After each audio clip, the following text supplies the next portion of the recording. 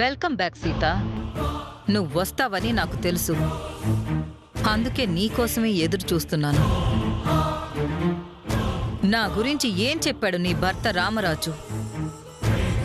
నాకు జరిగిన అన్యాయం చెప్పాడా? ఆ కుటుంబం నుంచి నాకు జరిగిన మోసం చెప్పాడా?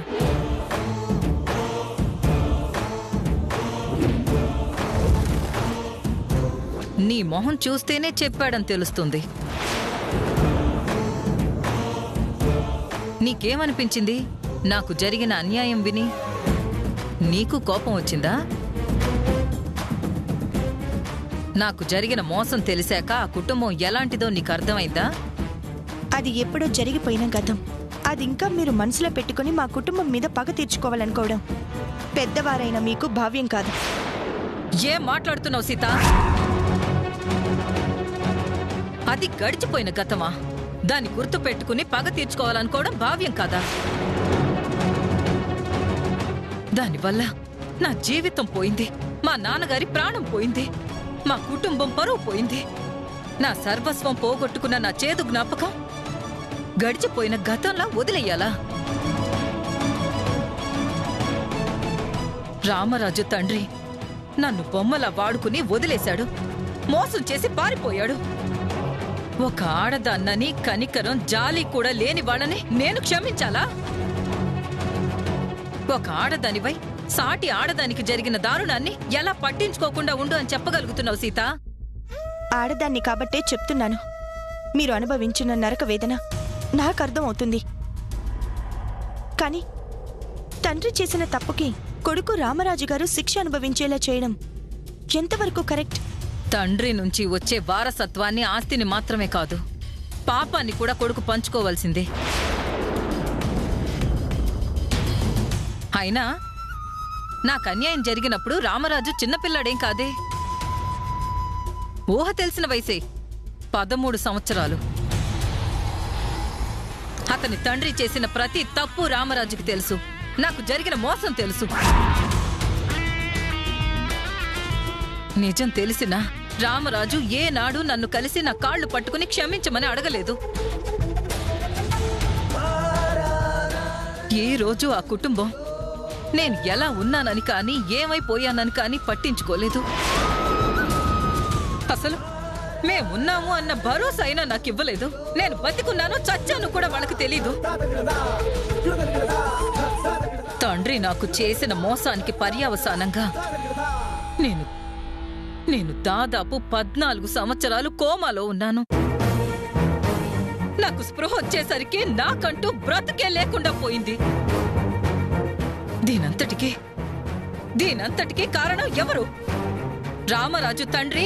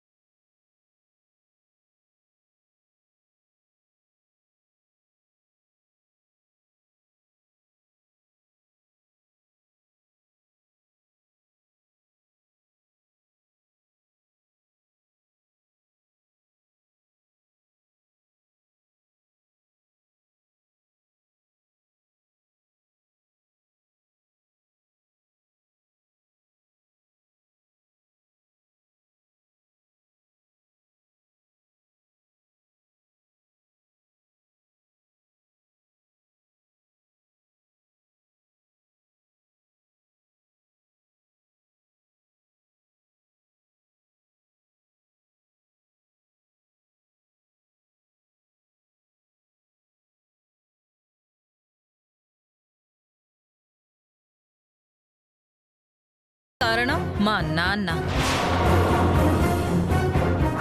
మా నాన్న చేసిన తప్పు వల్లే శకుంతలాదేవి గారు నరకాన్ని చూశారు అని ఒప్పుకోమను.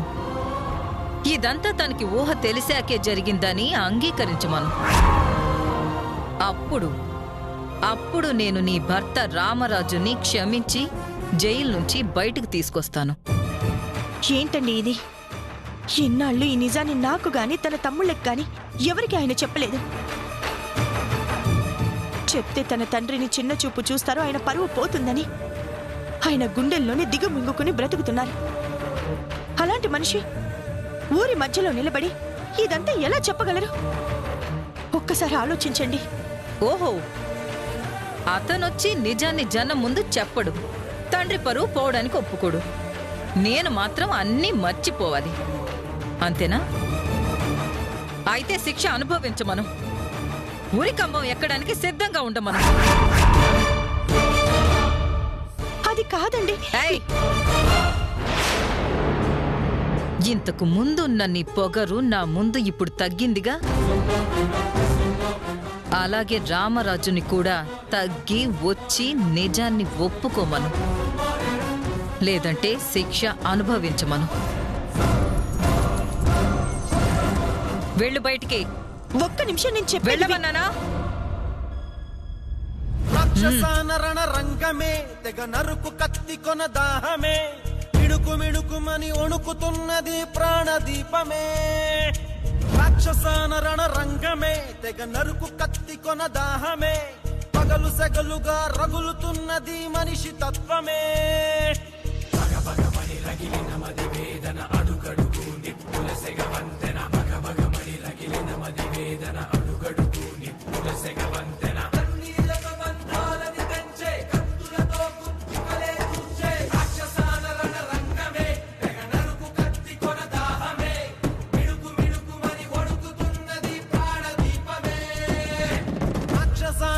రంగమే తెగ నరుకు కత్తి కొన దాహమే, పగలు సెగలుగా రగులుతున్నది మనిషి తత్వమే.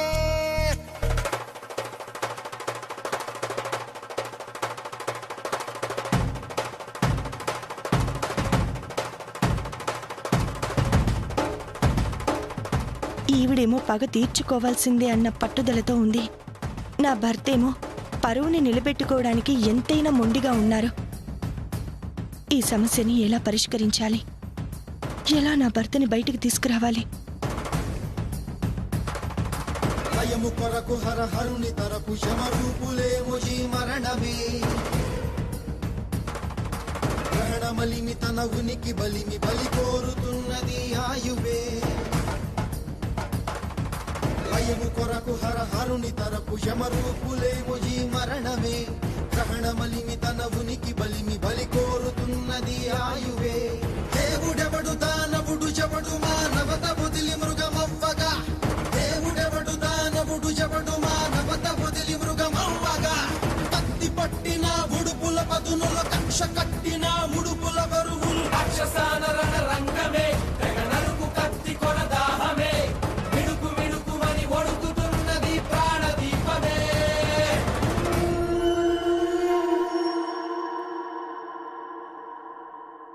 మేడం, రాకేష్ తప్పించుకున్నాడు మేడం. దున్నపోతుల్లా ఉన్నారు. ఒక్కడు పారిపోకుండా చూసుకోలేరా? మీ చేతకాని తనానికి పారిపోయాడని పేరొకటి. హే, వెళ్ళండి. వాడు ఎక్కడున్నా సరే వెతికి పట్టుకుని తీసుకురండి. ఇబ్బంది అయితే వాడి శవాన్నైనా తెండి, కాని వాణ్ణి మాత్రం వదలొద్దు. వాడు పారిపోతే చాలా ప్రమాదం. వెళ్ళండి. అలాగే మేడం.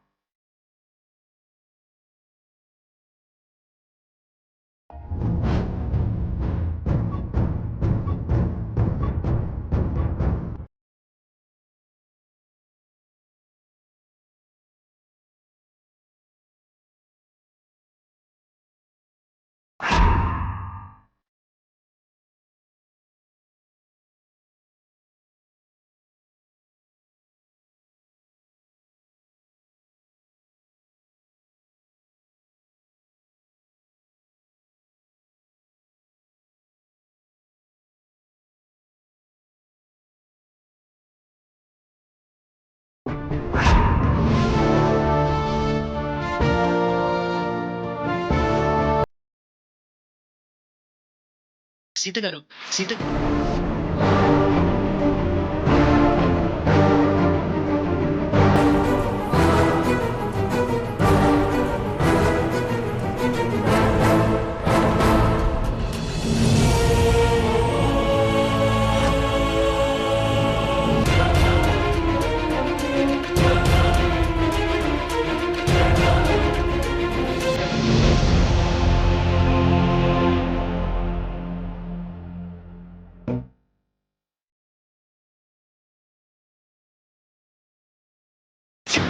శకుంతలాదేవి గారికి పరువు పోవడానికి వచ్చిన ప్రతి కష్టానికి మూల కారణం మా నాన్న చేసిన తప్పు వల్లే శకుంతలాదేవి గారు నరకాన్ని చూశారు అని ఒప్పుకోమను.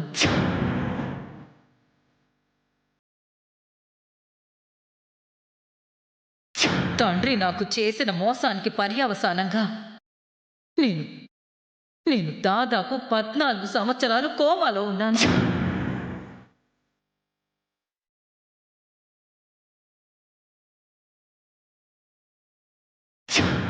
ఆయన చనిపోయే ముందు ఆవిడకి ఏదైనా న్యాయం చేయాలి అనుకున్నారు, కానీ అది సాధ్యపడలేదు.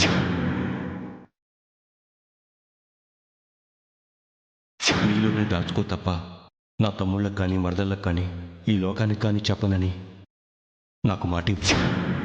ఆవిడేమో పట్టుదలతో ఉంది, ఈయనేమో పరువు విషయంలో ముండిగా ఉన్నారు. సమస్య నుంచి బయటపడి ఎలా ఆయన్ని బయటికి తీసుకురావాలి?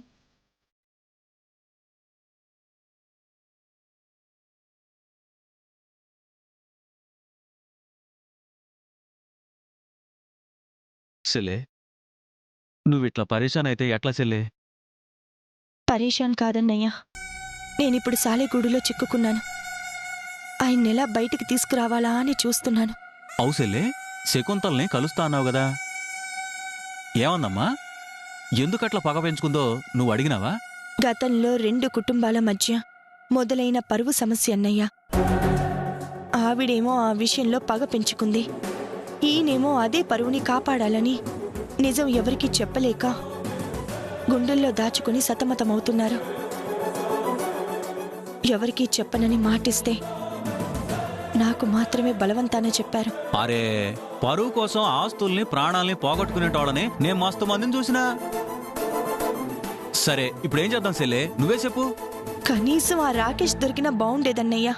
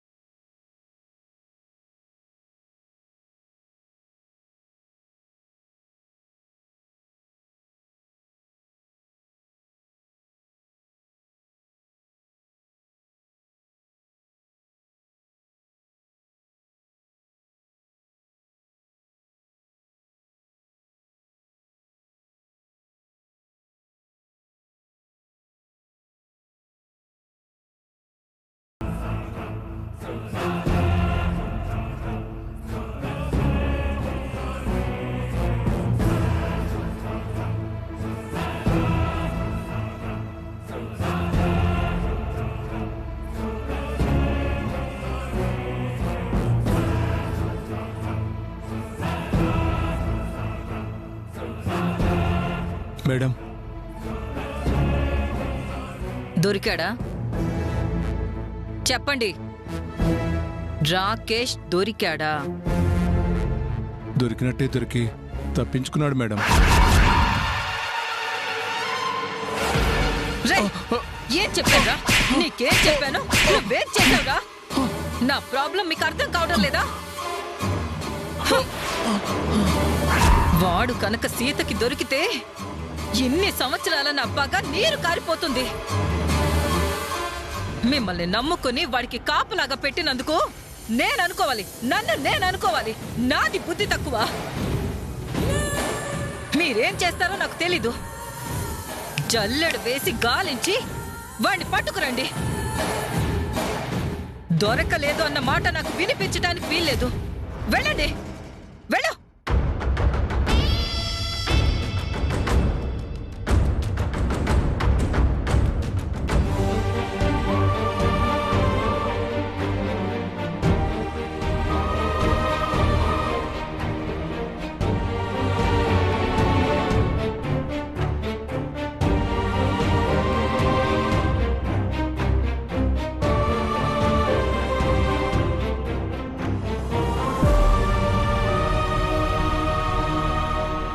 సరస్వతి, మింగలేక కక్కలేక ఉన్నట్టుంది మన పరిస్థితి.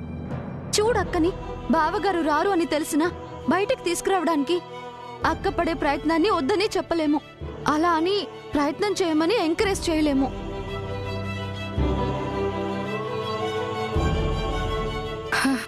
అవును దాక్షాయిని, ఎలా ఉండే ఇల్లు ఎలా అయిపోయింది. పచ్చని చెట్టులో ఉండే సంతోషం గాలికి చెల్లా చెదురైన ఎండుటాకులా అయిపోయింది. పరిస్థితులు చక్కబడతాయన్న ఆశ రోజు రోజుకి తగ్గిపోతోంది.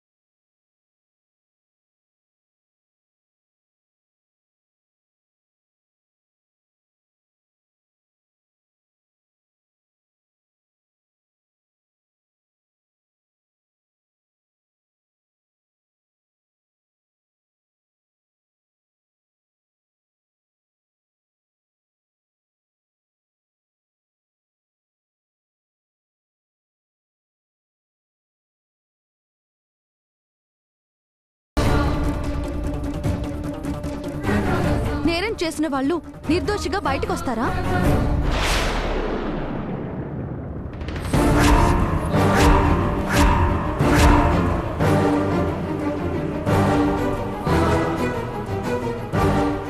ఆ మాటలు మీరేం మనసులో పెట్టుకోకండమ్మా. అయ్యగారు ఖచ్చితంగా తిరిగి వస్తారు.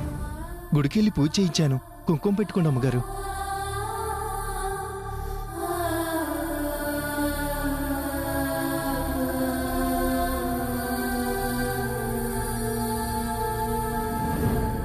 దాక్షాయిని, మీకు కప్పల కథ తెలుసు కదా. ఒక కప్ప బావిలో నుండి బయటపడదామని పైకి పాకుతూ ఉంటే మిగిలిన కప్పలు కాలు పట్టి కిందికి లాగుతూ ఉంటాయి. నా భర్త నిర్దోషి అని మీరు నమ్మకపోయినా పర్వాలేదు. మీ బావగారిని బయటికి తీసుకురావాలన్నా నా ప్రయత్నానికి అండగా ఉండకపోయినా ఇబ్బంది లేదు. కాని కోర్టు దాకా కూడా వెళ్ళని కేసుని మీరే జడ్జిలాగా మారి తీర్పులివ్వకండి. చెల్లే, ఏంది చెల్లె పిలిచినావంట? నీతో ఒక విషయం చెప్పాలి, రా అన్నయ్య. పద.